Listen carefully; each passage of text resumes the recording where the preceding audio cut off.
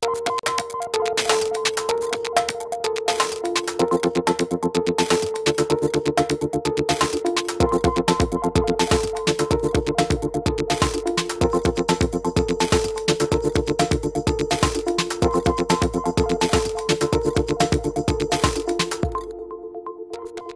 tal? Saludos, muy buenas noches, bienvenidos a Vía V. Martes 12 de marzo. La semana pasada fallecía en el hospital de Vigo una mujer mientras esperaba a ser atendida en urgencias. Saben que el Sergas ha abierto una investigación para determinar qué ha pasado, pero el drama que vivió esta anciana que falleció en una silla de ruedas y su familia, la familia que la acompañaba, nos ha llevado a tratar de determinar qué está pasando en los servicios de urgencias de los grandes hospitales gallegos y si la crisis económica y los recortes y los ajustes relacionados con esta crisis están comprometiendo el funcionamiento de estos servicios. Ya les adelanto que la Xunta de Galicia esta misma tarde, en sede parlamentaria, a través de la conselleira, ha reconocido que tanto los servicios de urgencias de Vigo como los de A Coruña no son suficientes para atender a las respectivas poblaciones en las que están estos hospitales y que está estudiando cómo va a ampliarlas. Nuestra idea esta noche se trata de hablar de qué problemas tiene un servicio al que todos nosotros en alguna ocasión hemos tenido que recurrir, en el que además nos sentimos especialmente vulnerables, con la salud quebrada y muchísimas veces asustados. Hay testimonios, seguro que ustedes los conocen o los han vivido en primera persona, de gente que tiene que superar ese rato que tiene que pasar en urgencias de una forma por lo menos poco conveniente y por lo menos con la intimidad poco resguardada. Así que nuestra intención, como les decía esta noche, es tratar de determinar lo que les decía, qué está pasando en esos servicios de urgencias al que acuden tantas personas cada día, y por eso lo vamos a hacer con algunas de las personas que mejor saben cómo funcionan estos hospitales. María Seijo, presidenta de la Comisión de Centros del Complexo Hospitalario de A Coruña. Muy buenas noches. Buenas noches. Está con nosotros también Cipriano Castreje, de la Asociación de Defensores del Paciente. Muy buenas noches. Hola, buenas noches. Antonio Iglesias Duarte, presidente de la Comisión de Centros del Complejo Hospitalario de Vigo. Muy buenas noches. Buenas noches. Y está también Carlos Príncipe, que se quedará con nosotros hasta el final del programa, que como saben es pediatra del Servicio de Atención Primaria también de Vigo, así que sabe muy bien también cómo funciona la sanidad pública. Muy buenas noches, Carlos. Buenas noches.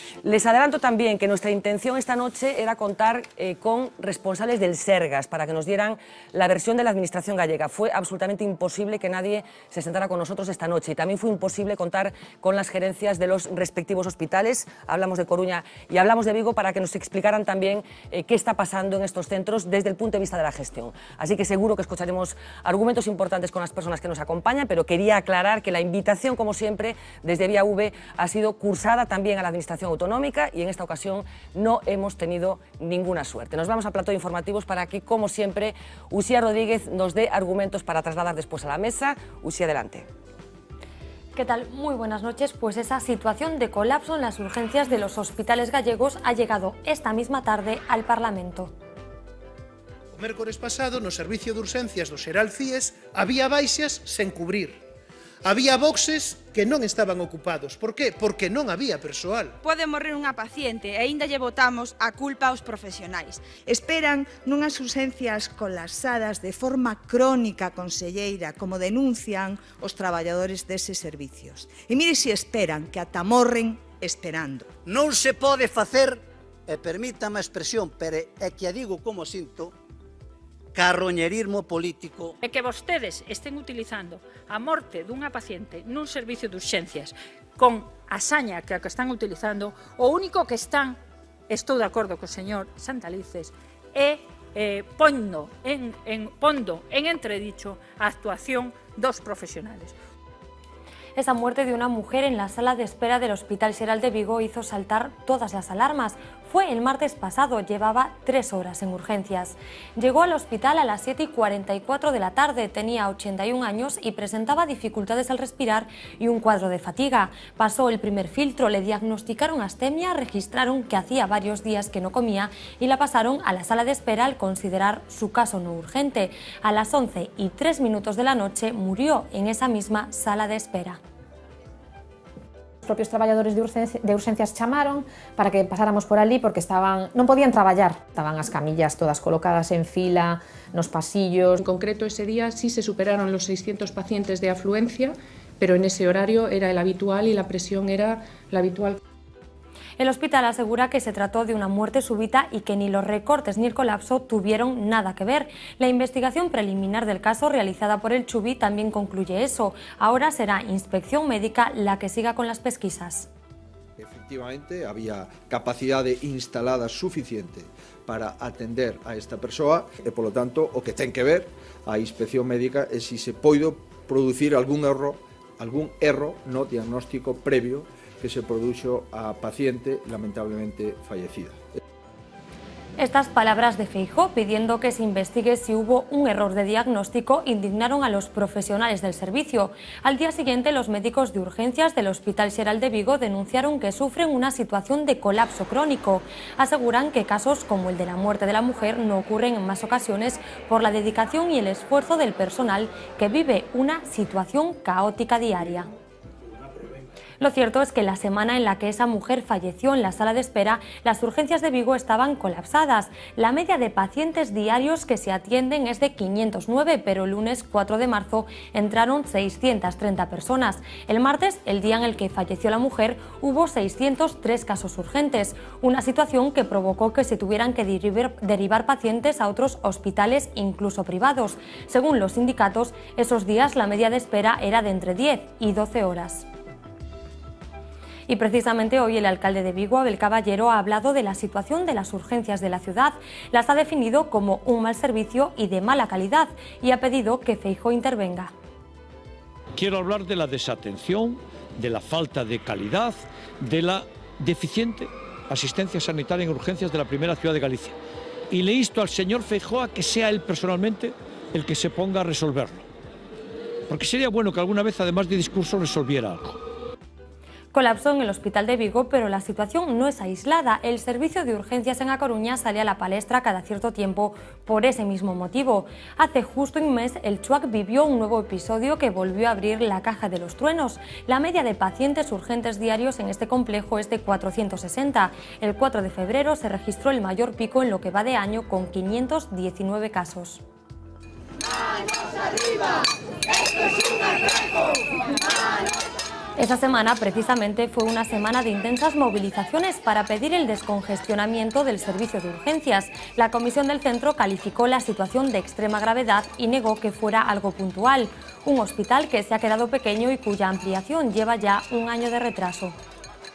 Porque non é un recorte ter para unha media de 70-80 doentes amoreados en camillas e en sillas, en apenas 200 metros cuadrados, ter solo 4 enfermeiras e 4 auxiliares. Isto non é un recorte. Non saben eles que moitas veces os doentes quedan tempo e tempo esperando e sufrindo nun pasillo de rayos porque non temos celadores que os poidan levar de regreso a urxencias.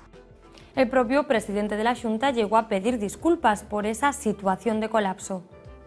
É certo que estamos en febreiro, as semanas de repunte da gripe, e estamos tendo problemas de sobreaforos en algúns hospitais, o especial é o complexo hospitalario da Coruña. E aí hai un cuello botella detectado, e por suposto que o que temos é que pedir disculpas pola situación que están pasando nestes casos algúns pacientes na tardanza de conquerir unha cama cando o precisa. Y en medio de todo esto, del colapso de las urgencias hospitalarias, hay un dato que introduce todavía más incógnitas al motivo de ese caos. Y es que si comparamos el número de pacientes que han acudido a urgencias en los hospitales gallegos durante los 3 últimos años, observamos que cada vez son menos. En 2012 cada día acudieron a este servicio 245 personas menos que en 2010. A Vigo llegan unos 30 casos urgentes menos al día y a Coruña 17. Aún así, los hospitales siguen colapsados. Un debate que seguro dará mucho que hablar también en nuestras redes sociales. Buenas noches, Marina. Hola a todos, pues seguramente mucho que hablar, seguramente tenéis mucho que decir, así que lanzamos ya la etiqueta almohadilla Sanidad vía V, eso es lo que tenéis que escribir si queréis opinar en Twitter. Ya sabéis que nuestras vías de comunicación también están abiertas en Facebook y que nos podéis mandar un email a viav@vtelevisión.es. Sabéis también que nosotros nos comprometemos cada noche a publicar vuestros comentarios en directo durante la tertulia. Fernanda. Siempre nos gusta recibir comentarios de nuestros espectadores, pero hoy, hablando de la sanidad, algo que como como decía, nos afecta de una forma tan intensa a todos y cada uno de nosotros, estaremos especialmente encantados de leer y recibir esos mensajes con experiencias que hayan podido vivir. En este caso hablamos de las urgencias, pero en general en la sanidad pública. Antonio Iglesias, colapso crónico, estábamos falando no Chubi en concreto. É así, colapso crónico? Sí, vamos, digamos, é un mal endémico. Levamos anos denunciando que Vigo padece un déficit asistencial nos servicios de urgencias. En outras áreas tamén, pero nos servicios de urgencias, desde logo, levamos anos denunciando. Sin que, digamos, os distintos xestores e os distintos gobernos, sobre todo ahora que está o Partido Popular, que leva moitos anos, fixeran nada, digamos, por unha planificación razonable para que Vigo teña unha asistencia que se merece. Pero decimos máis, non só eso, coa planificación do novo hospital e do modelo do novo hospital que se está a facer en Vigo, as urxencias que están previstas no novo hospital de Vigo, xuntadas as urxencias do Xeral e do Meixoeiro, van a ter prácticamente o mismo número de boxes que agora. O sea, non nos parece razoable. O sea, se estamos falando dun novo hospital, dunha nova asistencia para a cidade de Vigo, que realmente, cos recortes que se fixeron neste hospital e que se están facendo deste novo hospital, vayamos a ter o mismo déficit asistencial que temos agora. Nos parece inaudito e pouco responsable polo goberno galego. O caso de Coruña, María, igual de grave que o de Vigo ou con singularidades? Cal é a situación das urxencias do Hospital da Coruña? Urxencias do Hospital da Coruña vive colapsada, conxestionada todos os días do ano desde fai 5, 6 hasta 10 anos. Esta é a situación do hospital. Cando a administración e os responsables falan de situacións puntuales, non é certo. A situación puntual o que converte unha situación de colapso en un caos absoluto. A situación de urxencias va máis alá do que di o presidente Feijóo, de que el pide disculpas e que sinte moito a situación que viven algunhas persoas. A situación que están padecendo as persoas que están en urxencias, que están en camas, que están en camillas, que pasan as noites, hasta 2 noites, sentadas nun sillón, é terrible. Persoas maiores que están á espera de cama, que non hai cama no hospital. E non é unha espera, é as condicións asistenciales que padecen. Non hai intimidade. Como vai haber intimidade? Vamos a reflexar un pouco. Eu, por exemplo, teño unha ausencia médica e chego ao Hospital de Coruña, por exemplo. Que acontece unha vez que eu entro? Que pasa en urxencias? Cando un chega a urxencias é valorada unha persoa, é valorada en un primeiro momento por unha enfermeira ou un médico que valora o nivel de urxencia ou emerxencia para ver se a atención ten que ser inmediata ou permite unha demora. E teño que decir que o funcionamento profesional é tan excepcional que no noso hospital se melloran os tempos de espera recomendados polos sistemas de triaje Manchester dos que falan. Pero aquí te interrumpa para que a xente saiba de que estamos falando. Efectivamente, hai un sistema de organización das urxencias que é o famoso triaxe de Manchester, que no caso de Vigo, no caso do Chubi, non está en vigor e que despois contaremos exactamente en que consiste, que se trata precisamente de clasificar os enfermos en función da súa gravidade. Perdona a interrupción. Faise esa clasificación e se melloran os tempos recomendados na triaxe de Manchester. Se melloran os tempos recomendados, é dicir, o esforzo dos profesionales é suficiente como para mellorar esos tempos, para asumir a demanda. O que non ten capacidade o servicio de urxencias é para todos aqueles enfermos, unha vez valorados polos médicos das súas especialidades, principalmente de medicina interna, non teñen capacidade para que non estén en urxencias porque non hai camas no hospital. Entonces, os doentes pasan días e días en urxencias na área de observación, e insisto, en camillas, en sillas, á espera de cama. E falo de que son persoas maiores, maioritariamente a espera que temos e o déficit de cama que temos, o temos para ingresar persoas de edad elevada, 70, 80 anos, que están en unhas condicións insufribles e que se chega... Hoxe, falando cos compañeros, decían que isto é unha vulneración de dereitos fundamentales, porque se vulnera a dignidade da persona, porque as persoas están ali, non hai un cuarto de baño, un anciano con unha diarrea, inda que teña unha capacidade funcional, non o podemos levar a un cuarto de baño, lle temos que poñer un pañal, porque non é a primeira vez que a enfermeira ten que saltar por encima dunha camilla para impedir que un enfermo orina ou vomite encima de outro. Eso é unha vulneración do máis elemental da dignidade humana. E isto acontece a diario, María? Esta é a situación que vivimos, isto é o que din os profesionales que están en urxencias, que levan vivindo e denunciando anos. Imos falar despois de cousas que teñen que ver non solamente ca percepción que teñen os profesionais, sino con inspeccións concretas e valoracións concretas que fixo, por exemplo, o Consello de Contas. Despois contarános un pouco, María, conclusións as que chegou o Consello de Contas despois de facer unha inspección no Hospital de Coruña, pero Cipriano, as urxencias, que volumen de queixas provocan nos galegos, e supoño que situacións, estaba María contando situacións, absolutamente dramáticas, pero supoño que vos, como asociación que escoita toda esta xente, sodes conscientes de que este representa un problema nestes momentos en Galicia. É lamentable decir que coincidimos tanto co representante de Vigo como coa representante de Coruña. Efectivamente, as cidades que máis denuncian e que máis se queixan son, en primeiro lugar, Vigo, en segundo lugar, a Coruña. Nós sempre pensamos que é polo volumen de pacientes que si se atende, pero realmente Santiago atende unha gran cantidade, Ourense na súa proporción, e isto, se extrapolamos proporcionalmente a poboación e a masa asistencial de cada un dos hospitais, Vigo levase a palma, seguido de Coruña.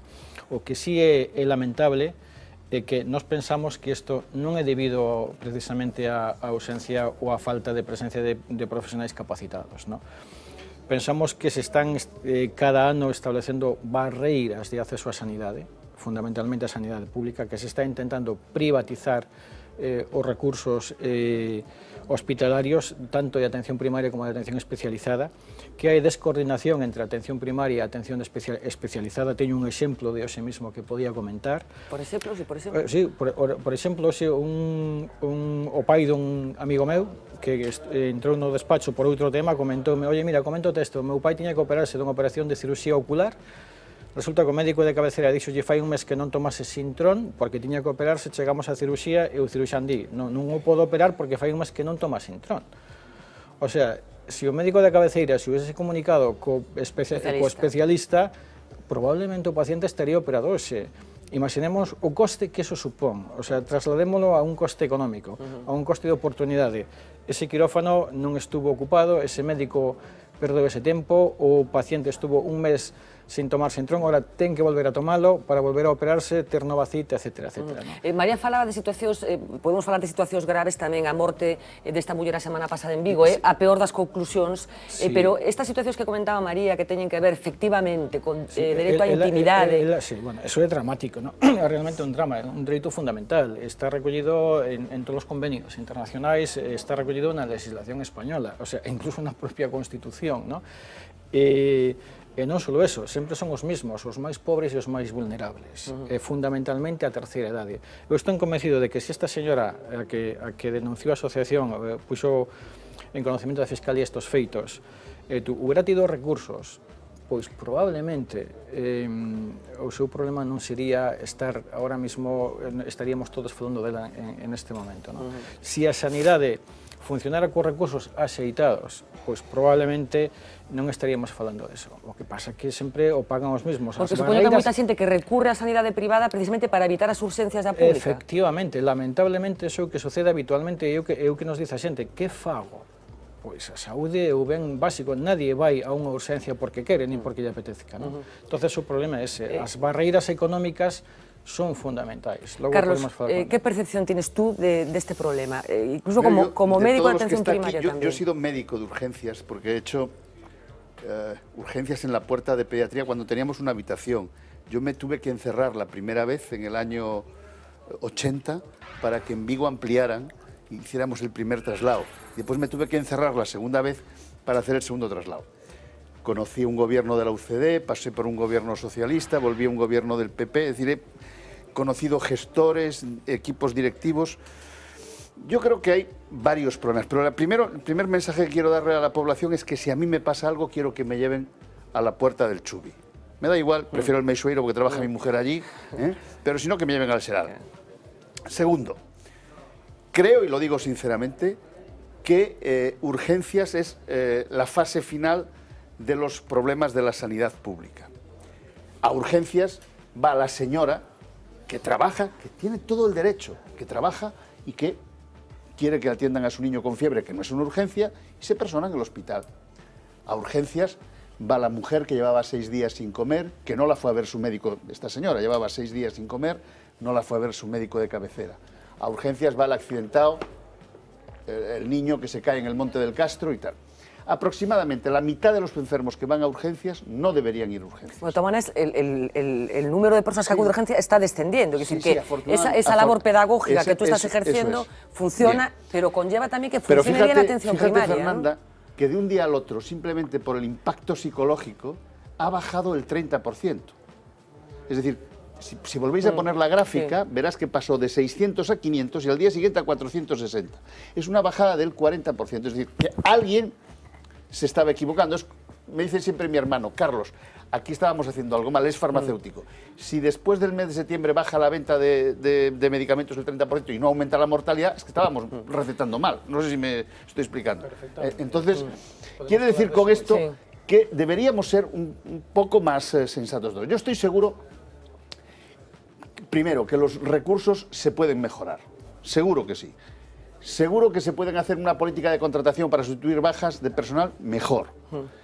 Pero en general, yo creo que la asistencia que estamos dando, que están dando los compañeros, porque también hay que decir una cosa, yo llegué a hacer 18 guardias al mes. A mí mañana me dicen que vuelva a hacer guardias y ni loco. Bueno, este es otro asunto que del que se podía hablar también. Me pagan mal y segundo, porque no tengo por qué aguantar 80... Se podía hablar también... Con lo cual, la gente que está allí, los compañeros que están allí, lo están pasando muy mal.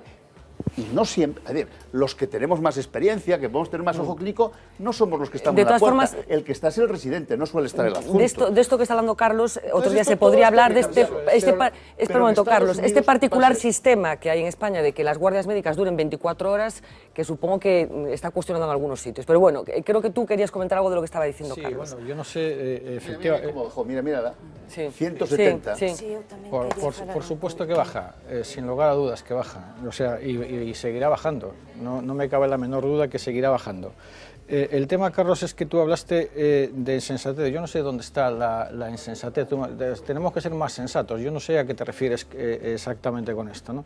Lo que sí está claro, bueno, o que sí está claro. Te lo explico después. Sí, exacto. O que sí está claro é que ese feito xenerou alarma social, vale? Aisladamente considerado xenerou alarma social, pero podo comentarte que fai un par de semanas nun centro de saúde desta provincia, na Costa da Morte, un ancián foi atendido, pobre e vulnerable, e mandarono para casa porque non tiña nada, morreu no coche de volta, de acordo? Fai non moito, outro paciente no Chubi, perdón, discúlpame, o mellor era no Meixoeiro, non estou seguro, vale? Sempre me confundo cos dous hospitales. Estuvo desde a mañán hasta as 5 da tarde no hospital, unha neumonía, aparentemente, diagnosticada correctamente. Si quere, pode quedarse no hospital. Doctor, eu quédome se usted mo dice. Bueno, no, vaite para casa porque na casa estás mellor, aquí hai moitas infeccións nosocomiais e tal.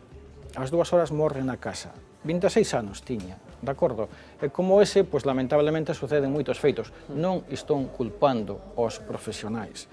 O que eu quero, o que nós queremos é que o sistema funcione mellor, que se doten de recursos, que se administren mellor os recursos e que non haxa, como acaban de decir eles, 6 en lugar de 12 médicos, de acordo? Que os recursos se programen de forma axeitada e que non sempre o paguen os mismos, porque vivimos nunha sociedade que discrimina o paciente, que lle pon barreiras aos máis pobres. Me interesa mucho que María nos haga un relato de las conclusiones a las que llegó el Consejo de Contas. Bueno, un poco para ver ese punto de vista, se supone que desde fuera de alguien que va a analizar qué está pasando en un hospital, en este caso en el Hospital de A Coruña. Pero antes, vámonos al Parlamento gallego. Les decía que hoy el asunto de la muerte de la anciana de Vigo ha ocupado una parte de lo que hoy sucedía en la Cámara Legislativa, con acusaciones duras hacia el Gobierno y explicaciones que vamos a escuchar ahora por parte de la conselleira. ¿Se pudo haber evitado la muerte de la paciente? Con esta pregunta en el ambiente, la oposición puso contra las cuerdas a la conselleira. BNG, PSOE y AGE consideran que los recortes y la falta de organización están detrás del fallecimiento y que la Xunta es responsable de los fallos que dejaron a la enferma en la sala de espera. El PSDG ya ha pedido una auditoría interna para saber qué pasó. Había boxes que non estaban ocupados. Por qué? Porque non había persoal. Pode morrer unha paciente e aínda lle botamos a culpa aos profesionais. E mire se esperan, que ata morren esperando. Rocío Mosquera reconoce que existe un problema de espacio en las urgencias de Vigo y A Coruña. La conselleira defendió la actuación de los profesionales, aunque puntualizó que el sistema de clasificación de enfermos en el Hospital Xeral admite mejoras.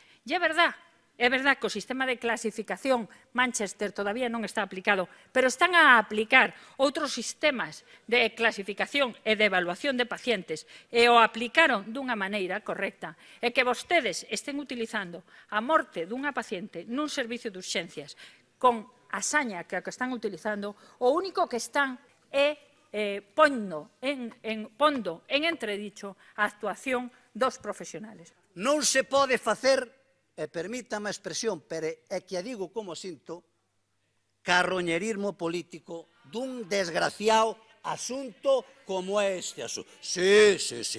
Os abutres son vostedes neste caso. Os abutres son vostedes. Sí, son vostedes.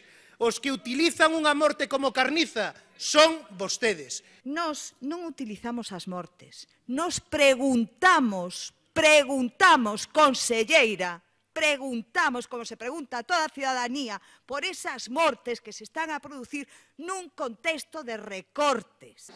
La Xunta niega los recortes y asegura que Galicia es la comunidad que más invierte en sanidad pública. Antonio, púdose ter evitado a morte desta muller?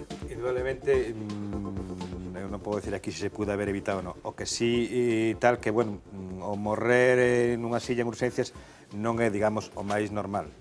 Ora, sin duda, coincido con Carlos en que se eu teño unha urgencia que me leven o chubi.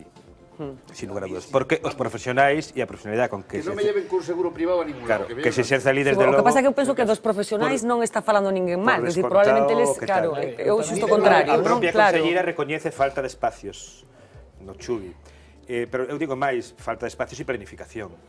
E claro, o que decimos é que se ahora que se está facendo un novo hospital e unha nova diseño para Vigo, para atender os cidades de Vigo, siguen igual, a planificación falla. E se ahora mismo reconoce eso, creemos que algo tiñan que facer.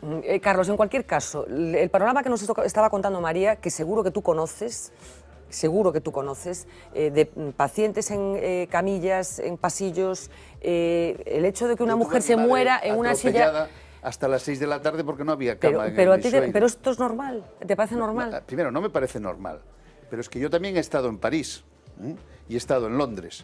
Y si los compañeros han estado en París y en Londres, o han estado en Alemania, ese país tan maravilloso, hay problemas. Y en Suecia, que también he estado en Estocolmo, en algún hospital, he visto problemas bastante parecidos. Entonces, yo creo que también... Déjeme terminar. La señora esa que se murió es una muerte injusta que se produzca en la silla. Pero seguramente esa mujer se iba a morir en el box con lo que nosotros llamamos las gafas. Déjeme, no sé, ya lo dirá el fiscal, yo no me dedico a esto, pero quiero decir, yo tengo un seguro de responsabilidad civil, yo si me equivoco pago una cantidad para que me defiendan. Y después, yo creo honestamente, que nuestra sanidad pública española es sin duda en Europa la mejor con muchísima diferencia. Antes decías una cosa, oye, si el médico de cabecera no sabe que si el médico de cabecera no sabe que para operar a un señor que está con sintrón se hace la reversión 48 horas antes, es un problema de él. No es un problema del sistema. No es un problema de... Los médicos de cabecera conocen eso. Pero por eso, si yo no estoy diciendo, lo está diciendo él. Yo por eso no me lo creo. No sé si me estoy explicando. Yo creo que aquí cada uno cuenta lo que le interesa. Yo creo que en general el sistema funciona. Ahora, cuando mi padre está enfermo, yo procuro no ir a urgencias. Mi padre tiene 90 años. La última vez que estuvimos hablando le dije, mira papá, que tuvimos un problema en el mes de enero, y yo le dije, mira, esperamos al lunes porque en urgencias no vamos a hacer nada y tal. Y mi padre estaba con una insuficiencia respiratoria, con una saturación de oxígeno del 80%. Yo puedo administrarlo, yo ya lo puedo administrar. Pero lo que no es normal es un niño de 9 años ir por fiebre a urgencias, ni es normal ir por un dolor de muelas o dolor de oídos a urgencias de un hospital. Eso es anecdótico. ¿Perdón? Anecdótico. A ver, María, anecdótico. En pediatría, más del 40%. Vamos. Pediatría ha estado saturado en Vigo. Vamos a ver. Pediatría ha estado saturado el fin de semana. No estamos hablando de Estoy dándote los datos. 40% de los pacientes atendidos. Bueno, a ver, María, lo que no puede ser es que espera, Carlos, a ver, María, escoitamos a María. María. A ver si son capaz de sintetizar un par de ideas. Cando nos invitastes ao programa que era un análise da situación da sanidade galega centrada en urxencias e como podían afectar os recortes. Urxencias é o indicativo, é o termómetro do estado da sanidade galega. Non é o termómetro de Vigo, de Coruña, non, é o termómetro da sanidade galega. Porque o que reflexa é o problema en atención primaria e os problemas no hospital.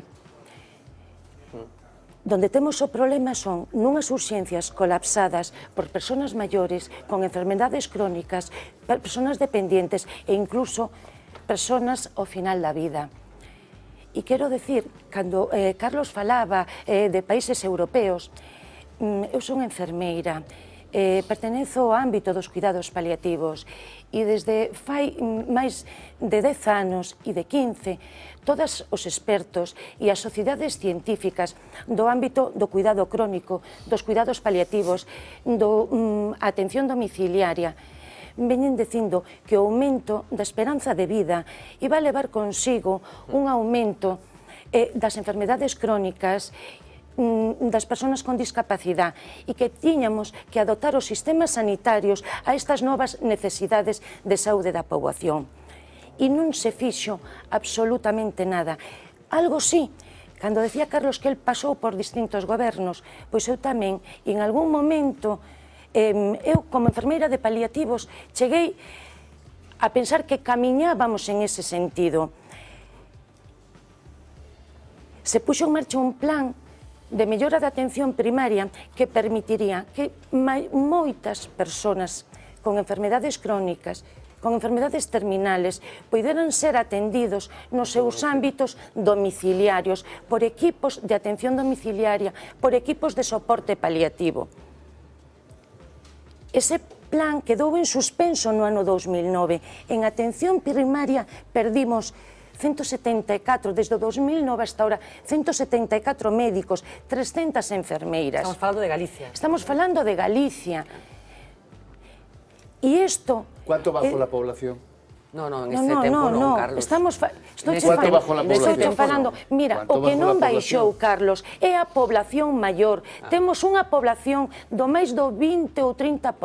Pero eso es outra cosa, que estén mal distribuídos los recursos, estoy de acuerdo. Mira, a semana pasada, fai 2 semanas, estuvo aquí o presidente da Sociedade Española e membro da Sociedade Europea de Cuidados Paliativos, que decía, e non é un análisis sindical, sino estrictamente profesional de experto, que temos que cambiar o sistema, facer políticas sanitarias en este sentido, porque senón non é que se nos colapse urxencias, é que se colapsa o sistema, e ademais é que non é digno atender as persoas maiores e con enfermedades terminales, non poden estar acudindo a urxencias. Ese non é a forma de prestar asistencia. Está claro, vamos. Hay todo un dispositivo, que es el de la tercera edad, que en Galicia estamos vírgenes, que no lo hemos desarrollado. Yo estoy absolutamente de acuerdo en eso. Pero Plan Mellora pretendía dotar de capacidad de resolución y de atención. Bien, pero paralizouse ese plan. Claro. Bien, pero es que con la construcción del nuevo hospital en Vigo va a pasar exactamente lo mismo.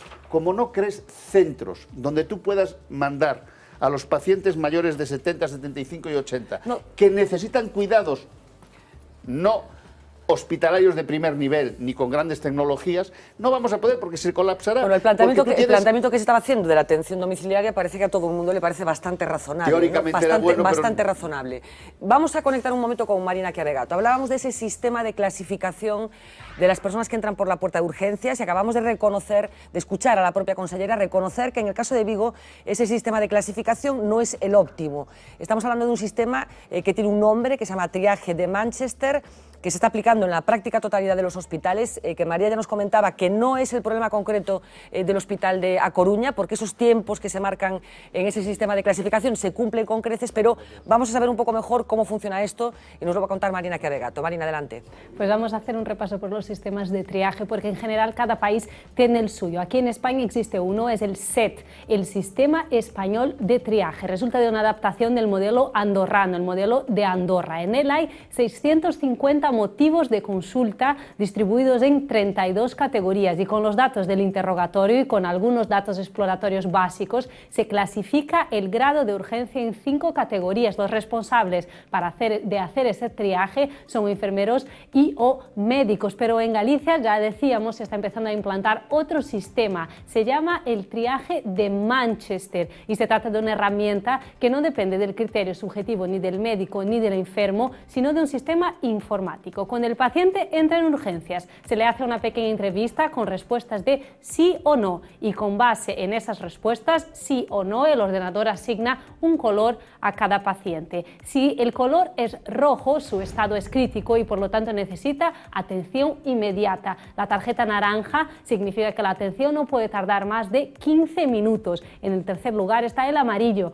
donde hay 1 hora de margen para la atención sanitaria. Para las urgencias menores, es decir, las verdes, el paciente sabe que los médicos pueden tardar en atenderlo hasta 2 horas y cuando el caso no es urgente, el paciente se lleva la tarjeta azul y puede estar en la sala de espera hasta 4 horas. Ese, Fernanda, es el método de triaje Manchester que dicen que está siendo muy efectivo aquí en Galicia y que demuestra también que el mayor número de casos que acuden a urgencia son los que no necesitarían atención de urgencia. Pues muchas gracias, muy bien explicado, Marina. Yo no sé si este sistema de clasificación, y te pregunto a ti, Cipriano, bueno, resuelve alguno de los problemas o, insisto una vez más, la paradoja que nos está planteando Marina se puede extrapolar a otros hospitales y el problema no es la clasificación de los pacientes cuando llegan, sino el paso posterior, una vez que están diagnosticados ya.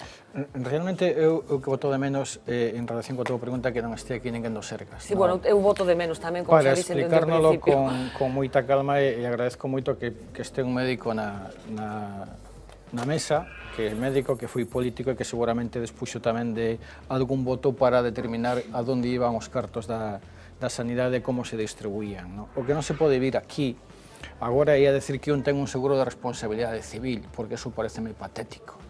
Tamén o teñen os pilotos de avión, de acordo? Entón, por esa regla de tres, como temos un seguro de responsabilidade civil, entonces, genial, podemos equivocarnos. Os médicos non son perfectos, Carlos, e equivócanse como nos equivocamos os abogados e como se equivocan os arquitectos. Como estafan los abogados a sus clientes y non le llevan sei, el dinero.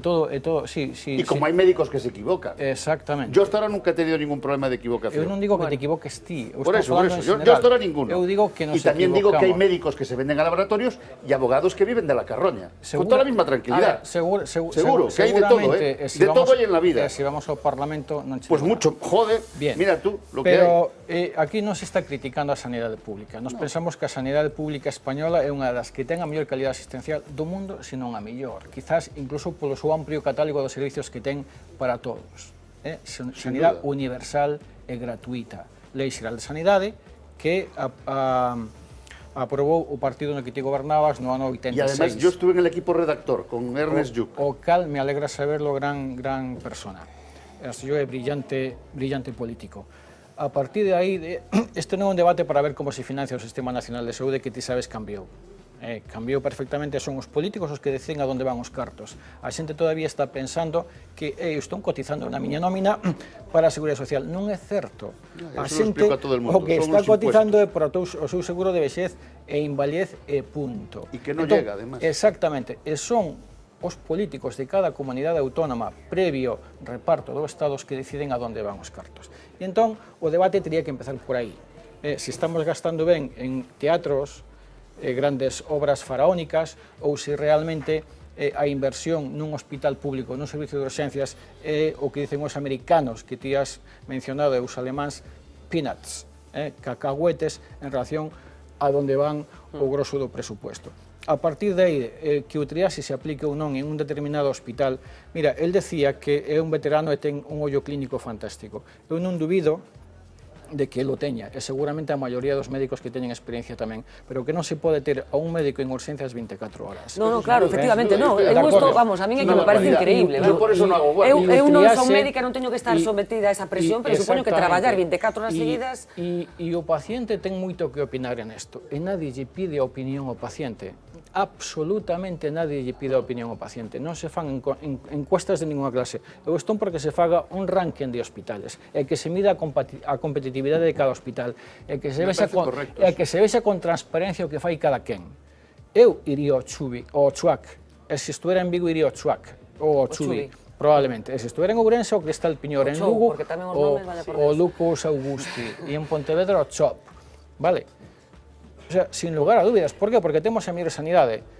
E termino dicindo que un ranking e a transparencia é necesaria. Eu quero saber que un hospital que medios ten, que se está ben dotado, como executa o seu presuposto, e se ese hospital xestiona ben e funciona ben, a ese hospital hai que dotalo de medios para a investigación. Eu estou seguro que un médico non quer cobrar máis, senón que quer ter medios axeitados para atender correctamente aos seus pacientes e poder investigar con máis e mellor calidad. A ver, María, imos a ese informe do Consello de Contas porque, Carlos, un momentiño, é moi revelador este informe que trae María sobre, como dicíamos, unha investigación feita polo Consello de Contas e que chega a conclusións moi concretas. É un informe do Consello de Contas de Galicia sobre o exercicio sanitario do ano 2010.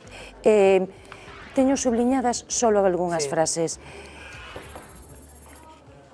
Os pacientes en observación exceden considerablemente a súa capacidade, motivada polo estancamento de enfermos que xa foron valorados, que se determinou o seu ingreso en planta, pero que permanecen en urxencias á espera de cama. O que ti falabas, precisamente. Fala de amoreamento de pacientes nun número considerablemente superior á capacidade física do recinto. Fala de bloqueo por saturación do funcionamento ordinario das urxencias. Fala dunha situación de desbordamento operativo de personal. Fala de dificultades para a correcta limpieza e higienización da área. Fala de riscos laborales. Fala de riscos potenciales en erros na atención sanitaria.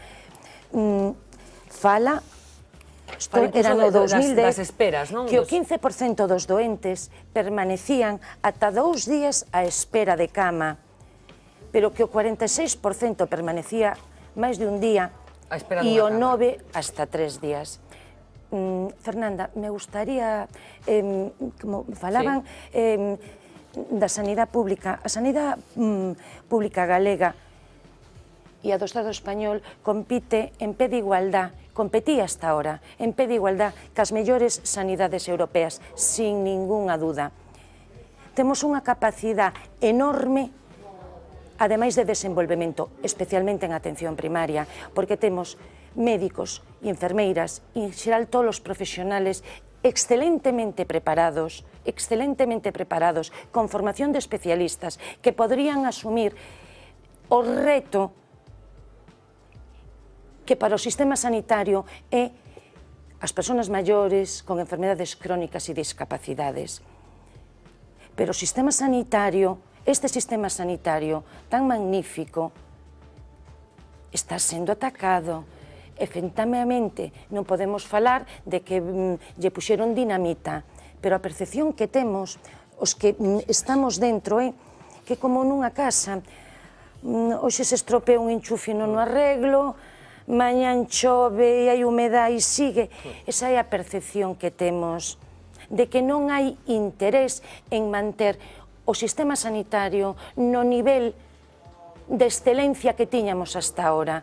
non sei se é porque hai outros intereses. Estamos falando de crise económica e para poñer un pouco en contexto, falamos de Galicia, lóxicamente, pero noticia de hoxe, declaracións que fixo o Conselleiro de Saúde, neste caso de Cataluña, no que sabemos que os problemas da sanidade pública son terribles. Hoxe mesmo recoñeceu que a sanidade catalana se encontra, atópase nunha situación de colapso financiero. Estas foron declaracións que hoxe mesmo se fixeron dende Cataluña, onde efectivamente a situación das finanzas públicas está como está. Eu non sei, Carlos, querías dicir? Eu quería dicir, vamos, a propia consellera recoñeceu deficiencias en Vigo e, desde logo, non quería que rematase o programa sin decir que o día 14 hai unha manifestación convocada en Vigo en defensa da sanidade pública e porque o novo hospital que vai atender a esta toda a población do área de sanidade de Vigo, que abarca sobre 600.000 persoas, pois vai a salir a defendela e vai a salir o día 14 ás 8 da tarde para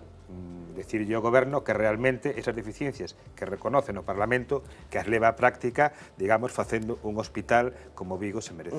Insisto, no solamente en el Parlamento, sino también en estos informes tan reveladores del Consejo de Contas. Tenemos un testimonio más. Hablamos en las últimas horas del caso de esta anciana de Vigo, tristemente conocido el caso como consecuencia de su fallecimiento, pero hay más casos de situaciones complicadas, con resultados dramáticos que se han vivido en diferentes servicios de urgencias de este país, de Galicia. Uno de los más terribles los vivía hace unos meses un padre de Pontevedra. Nos contaba su caso.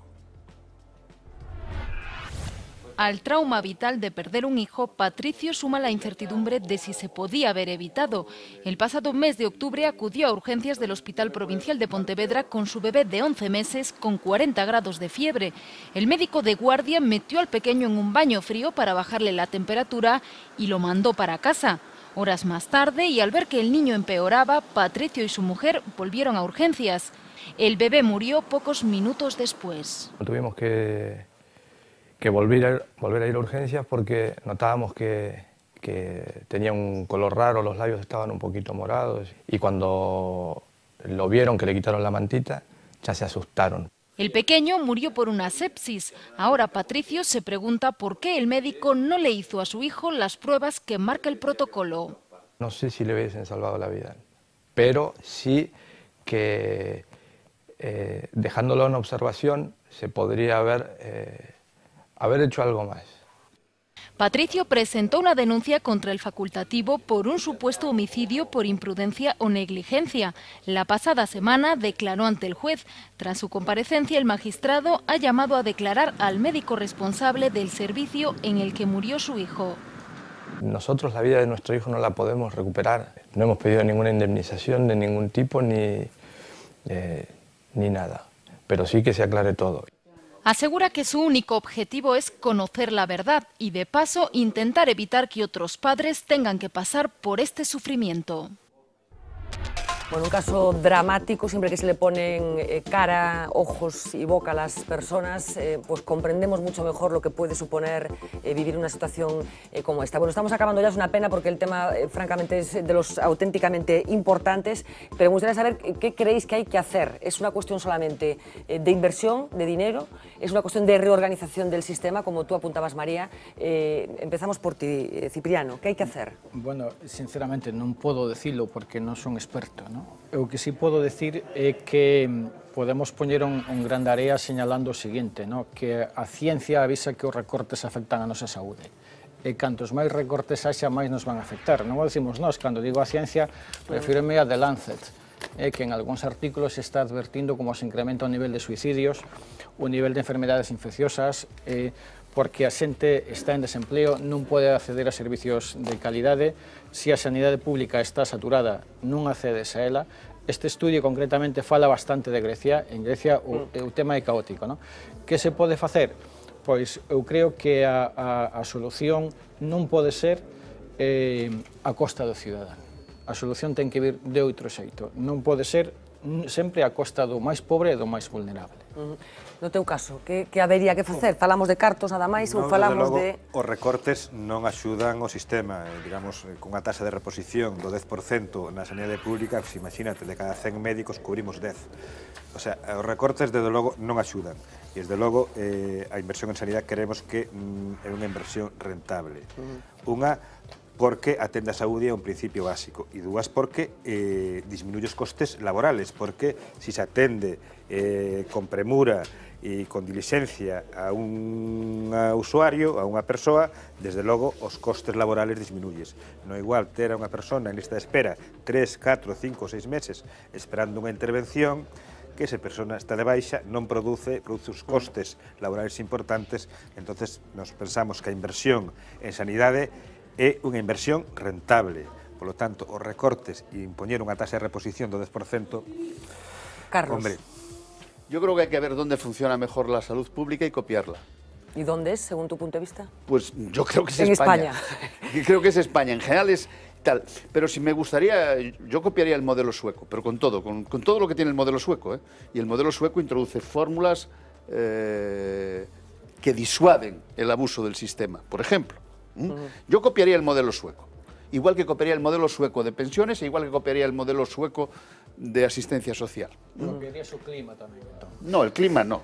Yo creo que esa es una ventaja que tenemos. No ¿Por qué tengo que cambiar el clima? No se puede No, se puede eso no es ter verdad. todo, Carlos. O no se pueden producir... Antes decían que no se podían producir coches en Sudamérica, se producen coches. No.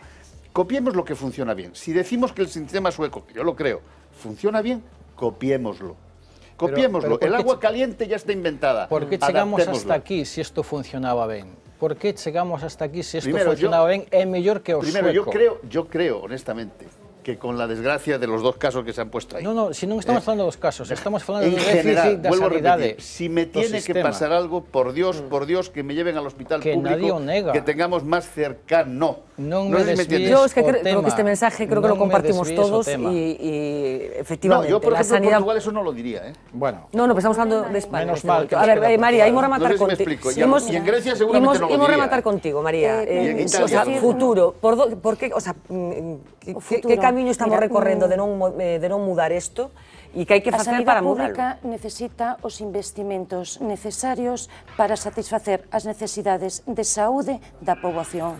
Esa é a clave. E iso pasa por facer políticas sanitarias que abandonen un pouco o modelo hospitalocentrista en desenvolvemento da atención primaria, da atención domiciliaria, porque nos fan falta o desenvolvemento de recursos sociales a corto plazo e de xeito inmediato nos hospitales, nos grandes hospitales, hai que dotar de unha forma non, a lo mellor non estrutural e definitiva, pero si dun xeito estable, camas de medicina interna. E é necesario apostar polo mantenimento da sanidade pública nos niveles de calidad que queremos, porque o que nos tememos é que esta degradación, este pouco a pouco, poida condenar, cando nos demos conta, daqui a 20 anos, a unha sanidade pública de beneficencia como a que tiñamos fai 50, e é que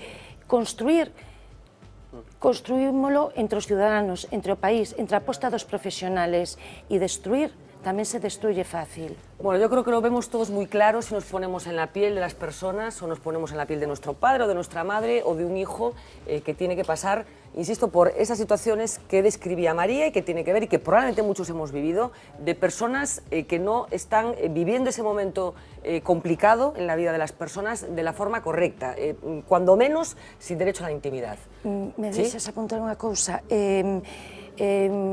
A Comisión de Centro vai a tratar vai a buscar asesoramento xurídico para ver se se pode buscar o amparo do Poder Xudicial para que a Fiscalía actúe de oficio e acudan a urxencias. En casos cando sucedan... Poden ir todos os días, se hai un fiscal de guardia, pode ir xa ahora ao hospital. Para que constate que efectivamente hai xente nestas condicións. Fernanda, nos podo...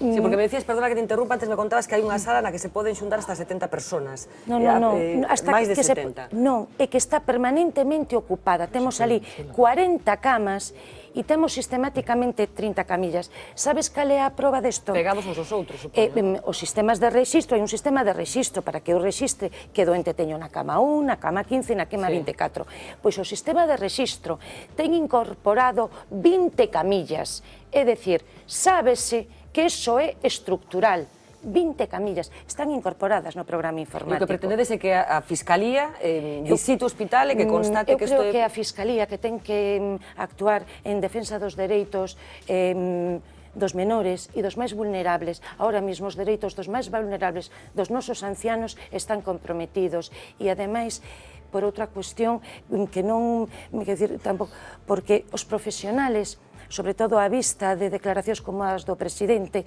necesitamos que alguén constate que nos facemos todo o que podemos humanamente moito máis a veces do imaginable, pero que necesitamos que alguén vexa que se poden cometer, quero decir, erros, que eu poido estar, decir, en esa sala inmensa, a unha enfermeira, a un médico, se lle pode poñer mal un enfermo e non velo. E con esta situación, Fernanda, isto era 2010, en 2013 seguimos igual, e eu creo que o que estemos falando do caso do Hospital de Vigo e non falemos de máis casos, da medida da capacidade de esforzo dos profesionales. En fin, un asunto de órdago con profundidade e moi serio do que estamos falando da sanidade pública. De verdad, muchísimas gracias por acompañarnos esta noche. A ti por convidarnos. Tengo la impresión de que no va a ser la última vez que hablemos de la sanidad pública y tengo la impresión también de que no vamos a seguir dando buenas noticias. De verdad, muchísimas gracias por acompañarnos esta noche, para ayudarnos a comprender un poco mejor cómo funciona ese mundo para nosotros tan desconocido que es el de las urgencias médicas. Y yo quiero insistir en el mensaje de Carlos. Efectivamente, cuando nos ponemos enfermos, por favor, hospital público, y la profesionalidad de los médicos, de los enfermeros, del personal sanitario, de los celadores, nadie la pone en duda, sino todo lo contrario. Yo creo que esto... hospital público que la gran habitación precisamente porque nos gusta tanto, lo que queremos es que no acabe siendo destrozado y convertido, como decías tú, en un servicio de beneficencia o en ese reparto de sanidad para pobres y sanidad para ricos. Insisto, muchísimas gracias. Pequeña pausa publicitaria. A la vuelta vamos a hablar de más cosas. Por supuesto, de corrupción. Seguiremos hablando de corrupción y seguiremos hablando también de esa fumata negra que hoy salía del tejado de la Plaza de San Pedro. Fumata negra que estaba prevista que se produjera. A la vuelta de publicidad.